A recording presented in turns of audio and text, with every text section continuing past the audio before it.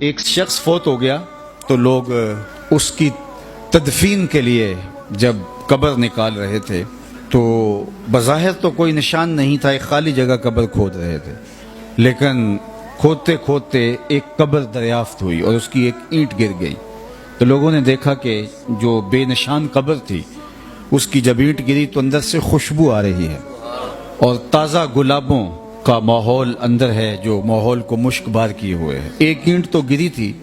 تو انہوں نے دوسری اینٹ خود کھینچ دی تو دیکھا کہ صاحب قبر کا کفن بھی میلا نہیں ہوا۔ شوق اور جستجو کی چنگاریاں مزید روشن ہوئیں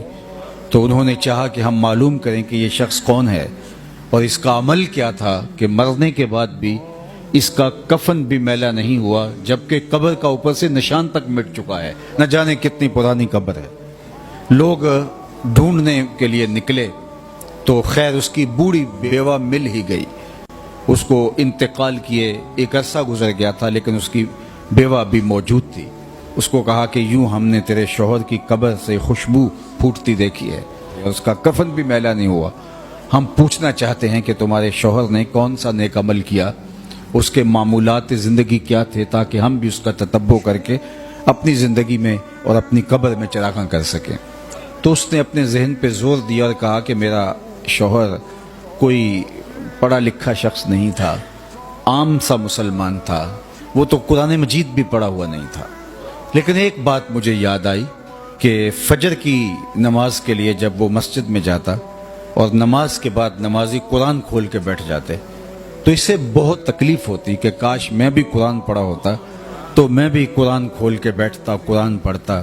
تو یہ بوجھل قدموں سے واپس گھر آ جاتا اور طاق پہ رکھے ہوئے قرآن مجید کو اٹھاتا، اس کو کھولتا اور چومتا اور ایک ایک سطر پہ انگلی رکھ کے کہتا مالک مجھے نہیں پتا یہ کیا لکھا ہے، جو لکھا ہے سچ لکھا ہے۔ پھر دوسری سطر پہ انگلی رکھتا، کہتا مالک یہ بھی حق لکھا ہے۔ پھر تیسری سطر پہ انگلی رکھتا، مالک مجھے نہیں پتا کیا لکھا ہے، جو لکھا ہے سچ لکھا ہے۔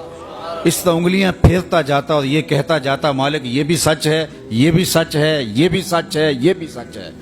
کہا اس کے بعد اس کی آنکھوں میں آنسو ہوتے اور وہ بند کرتا اور طاق پہ رکھ دیتا، یہی اس کا معمول تھا۔ آج اس کی قبر میں چراغاں ہے، اس کی قبر میں خوشبوئیں پھیلی ہیں، قرآن سے اس محبت کی وجہ سے مجھے بتاؤ جو دن کے اجالوں میں اور رات کی تنہائیوں میں قرآن پڑھتا ہے، اللہ اس کی قبر میں کتنی روشنیاں فرمائے گا۔ اللہ اکبر! یہ کتاب ہماری زندگی میں اگر آ جائے اور ہم اس کتاب کے مطابق اپنی زندگی کو ڈھال لیں تو کوئی وجہ نہیں ہے کہ ہم دنیا کی غالب قوم نہ بن سکے۔